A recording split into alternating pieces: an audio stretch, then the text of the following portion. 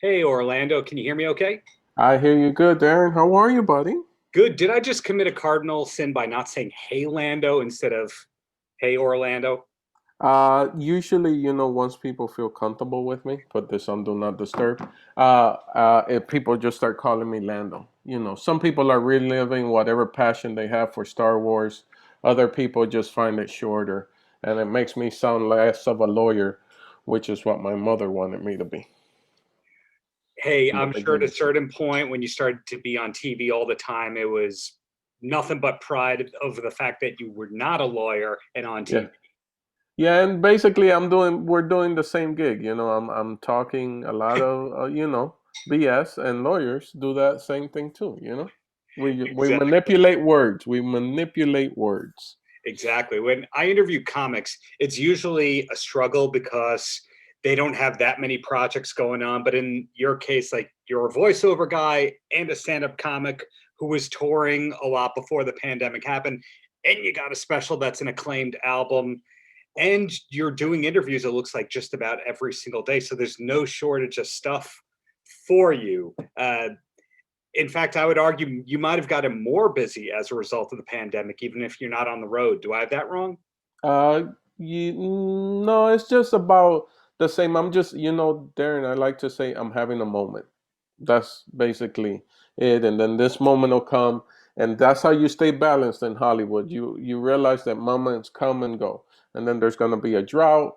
We're there, and hopefully I've stored enough, in Yeah. my silos that I can live through that drought, and then wait for the next moment to carry on And one of the until big I can open my laundromat. Then I don't have to worry no longer about money. diversified, I get it. Yeah. I'm diversifying. I'm a simpler diversifier. I want to open a laundromat and a mechanic shop. I don't know how to do mechanics and I don't know how to do laundry, but I have family members who own them, and they're like, "Hey, these are businesses that people are always going to need." Oh, and a good barber shop too, also. Covering all the bases. All the But bases. one of the things that I just mentioned, the comedy special that you had that Hmm. HBO ran, when I was growing up, you were not a real comic until you had that HBO special. For you, was it that big of a deal? It was seriously that big, and that HBO, me and you can relate on this, and a lot of younger people can't really remember this, but HBO was the place where you broke. Bill Burr had a half hour on HBO. Bill Burr's like one of my favorite comics, Sure.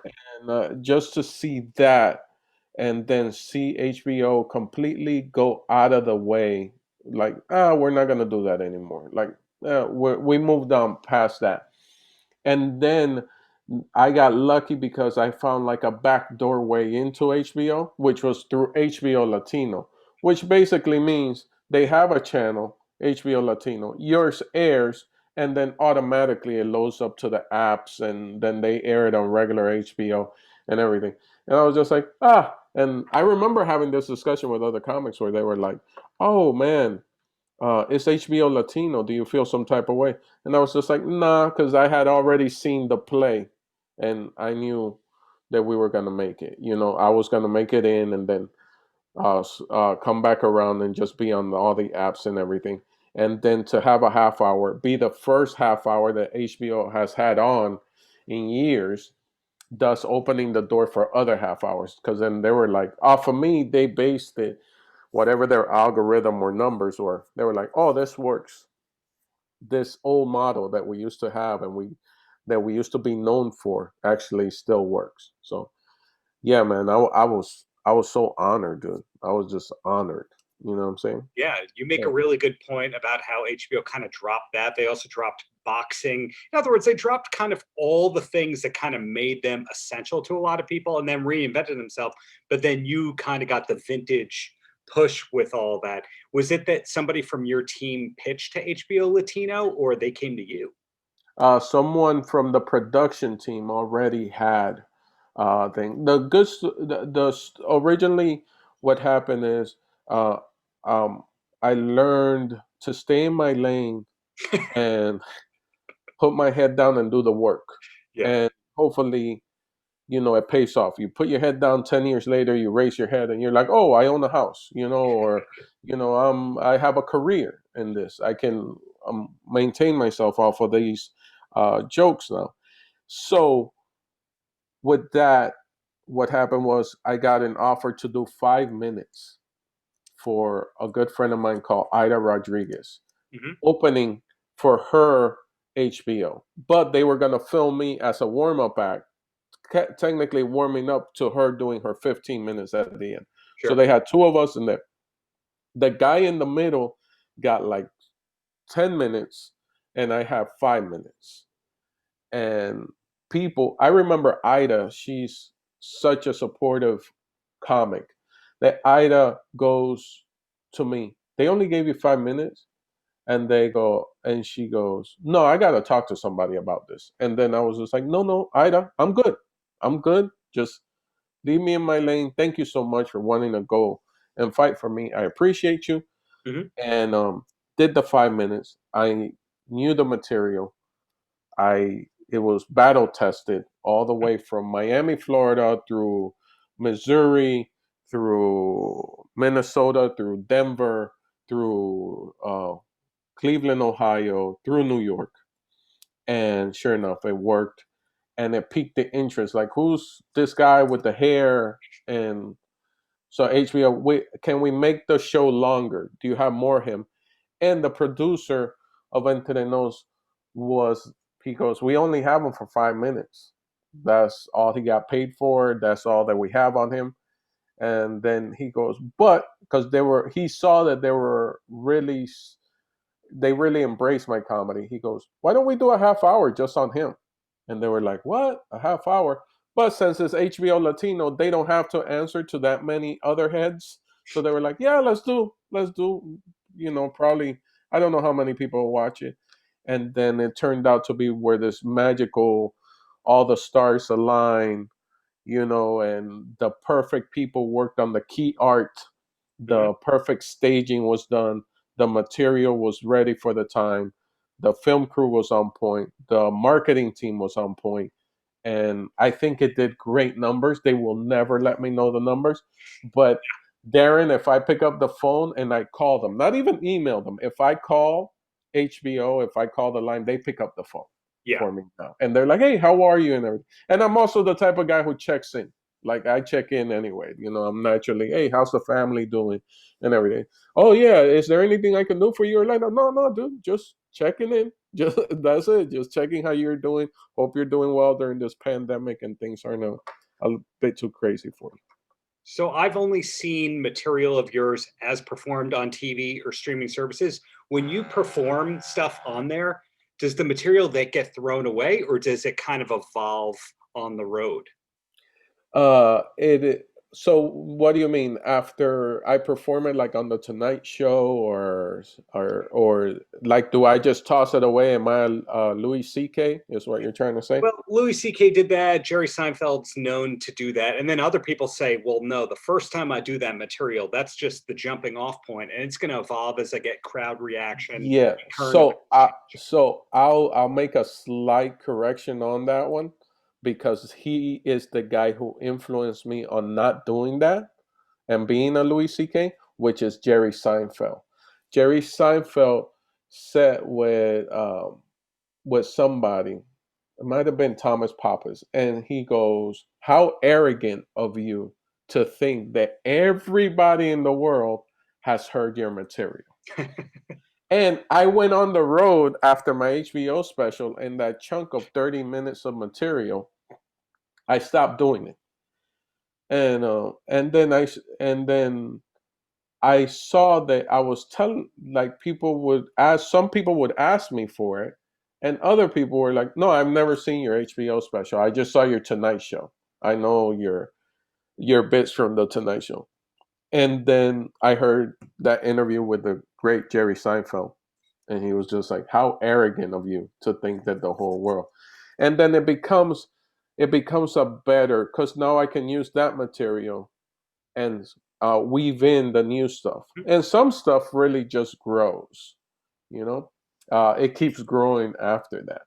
I So can imagine, for yeah, example, your great material on CrossFit, that is yeah, going to evolve, especially after we know more of where we stand with COVID-19. yeah.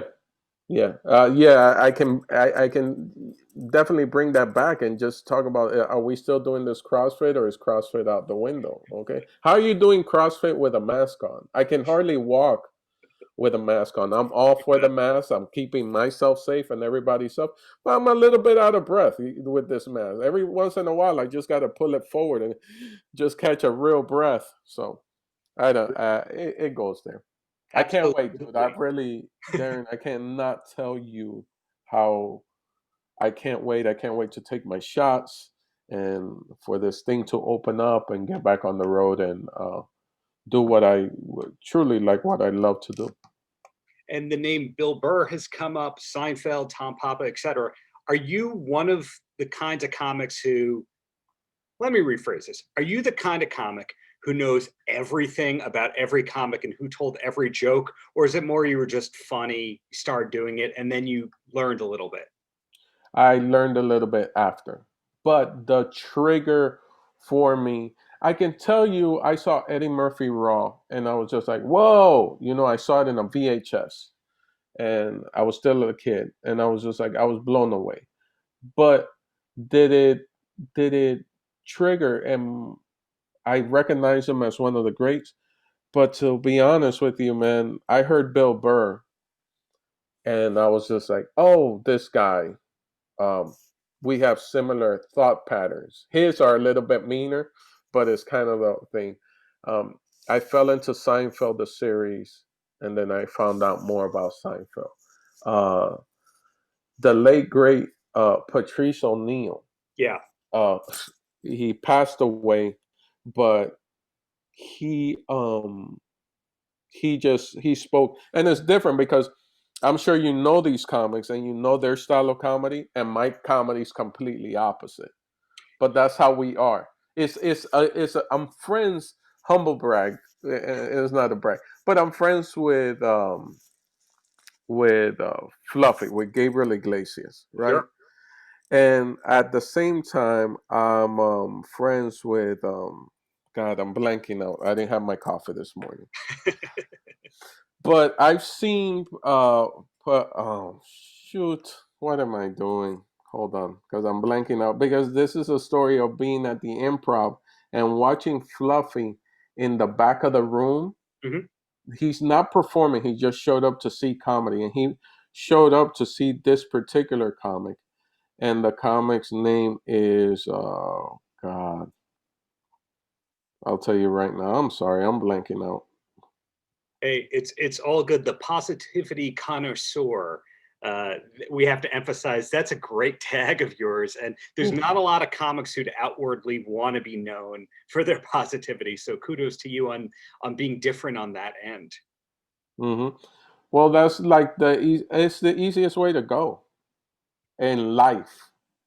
You know, that's the best way I can tell you is because I'm looking for his name, but I is there's only so much that you can be angry about or wanting to fight about. At some point, you got to be like, oh, but these are also the good things, and I think um that's where I'm at, where I've already seen enough negative stuff. I rather just um I'd rather just not be there. You know, I don't know. I'm so sorry. I got like thrown off because I can't believe that I blanked out. This guy has actually given me great advice. Jim Jeffries. What am I Oh, doing? Jim Jeffries, of course. Yeah, yeah. I'm like, this guy's giving me actually great advice, but I was just having a completely blank moment. Well, that's So, that's a good point. He's another comic who he's known to be nice and supportive to other comics, but he's not exactly a ray of sunshine within his onstage act or social media for that matter. yeah, he has a point of view, but one of the nicest guys. One of the, I've seen this guy like buy a full blown electric wheelchair for a kid. that like the parents, they came to see him at a show and whatnot, and the kid needed that, and the mom was like doing a GoFundMe, I remember, and she hit up Jim, and she was like, Jim, can you just retweet this? And he goes, yeah, I'll retweet it. He didn't retweet it.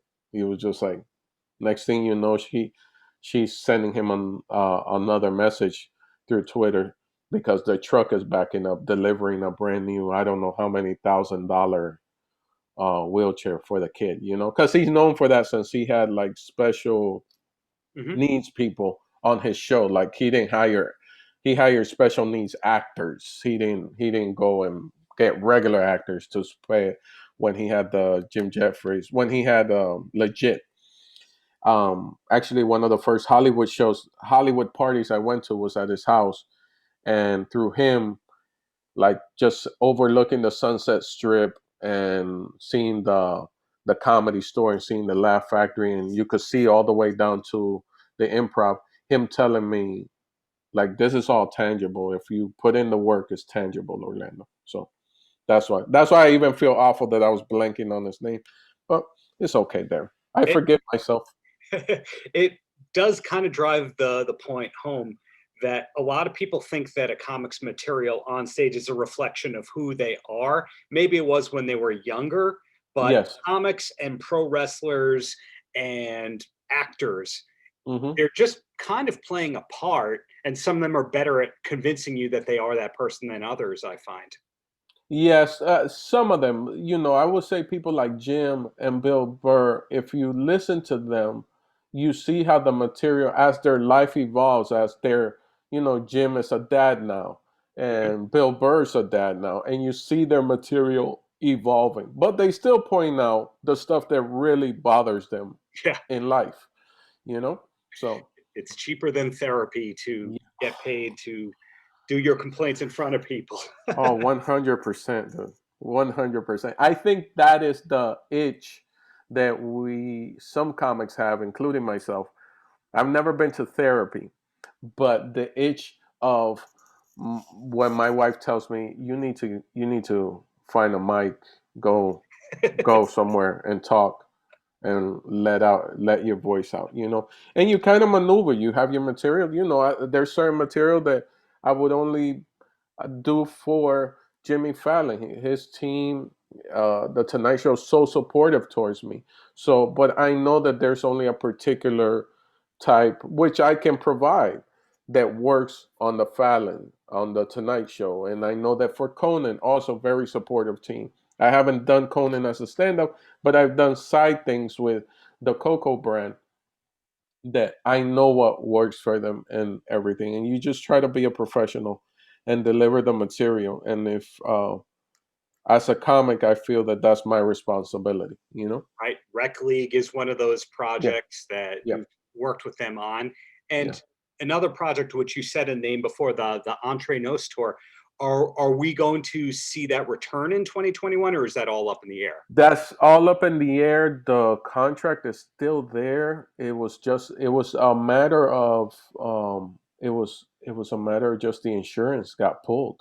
The Right. insurance was like, yo, we could cover you against a terrorist act, but we can't cover you against, a pandemic or, a corona. So once the insurance got pulled, that's it. We couldn't perform anyway. Got it. And So and it was follow through. But how great was it that our last goodbye on that tour when we started was at the Kennedy Center. So yeah, we did the Kennedy Center, and people actually, the rumor mills were all right. Hey man, you shouldn't be shaking hands and stuff. And the people after the show waited out in the hallways, and security was like pressing them out, and that was great. That was like such a, like, oh, again, one of those, Darren, where this is tangible.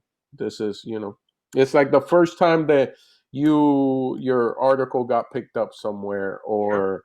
or the first time that artist said, yeah, I want you, Darren, to manage me, which I have so many questions about, because that's actually one of the journeys that I was going to embark on, was being like a manager, artist management. I had a great mentor by the name of Les Garland, Hmm. He was one of the co-founders of MTV, Hmm. and I got to see that world, and I love that world. Like in the sense of, oh, I want to be on the road with a band.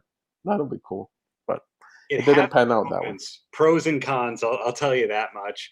The comic at least doesn't really have to do a sound check, so there's no loadout, there's no sound check. So I think you picked the right Yeah. one.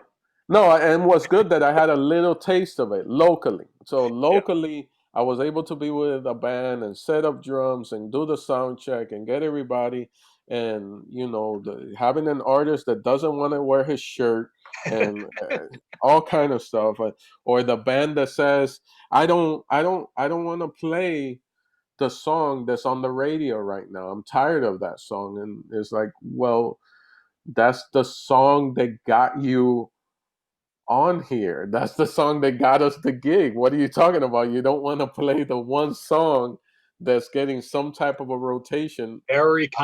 Very common in the music world, sadly. Very, oh, dude, I'm telling you, I had a great mentor, and he would guide me. And he actually, I remember him telling me, Orlando, do you really want to be a manager? And then I know we're going off the rails for a second, but I'll put it back on.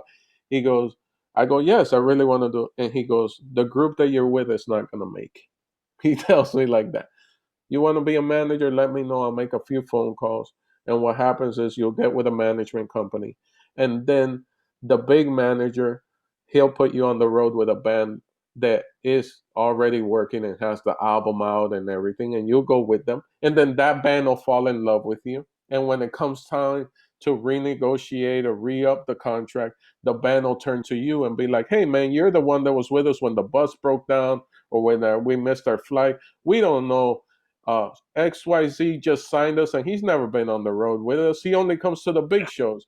Uh, why don't you manage us? And then that's how you pick up your first band. And then you pick up another band after that. And then you start your own company. Yeah. And he gave me the whole rundown. And I was just like, I'm blanking on his name because I don't know why. I guess I haven't had coffee. And I was like, but why can't I be? Because with him, I was able to go see U2, the Vertigo tour. Hmm. And then I go, why can't I be the manager of U2, which he's been with them since they were playing little True. pubs and Oh my stuff. goodness. Yeah. And he goes, ah, yeah, that hardly happens. He was just like that. The story you just told, it's in a book by Van Halen's former manager. So I don't know if it's them, but that's a good point about the long-term nature, and good that you had some good mentors early on Yeah, related to all that. But do you have time for two quick questions and then you're free? yeah. I got plenty of time, dude. I got Okay. nothing else today. Well, I do see that you have an upcoming benefit appearance with Fred Stoller. How did that one come about? Did he just reach out and say, "Do you want to help the dogs?" But yeah, actually, the booker for the show put me on there, and then Fred happens to be. He also got booked for it, and it's one of those beautiful, one of those beautiful nights in comedy where, like dude, Darren, I can't tell you how blessed I am and how uh sometimes I'm like, am I supposed to be in the circle? Like I have the honor, like I'm doing this show with Fred. But before that, I've had the honor to open for Patton Oswalt. Hmm. Fast forward, I end up being represented by Patton Oswalt's manager. Three Arts is that? No, Patton Oswalt's manager is Dave Rath. Oh, okay, okay, yeah, yeah, Please look him up. yeah. Oh, If you ever interview him, you're gonna enjoy it. If you don't, I don't know if you have my information, but feel free to take it down. He's a great interview. He's one of those guys that was just a door guy and worked himself. Been with Patton since the beginning, and he has a lot more acts. So I've had the pleasure of opening up for Patton.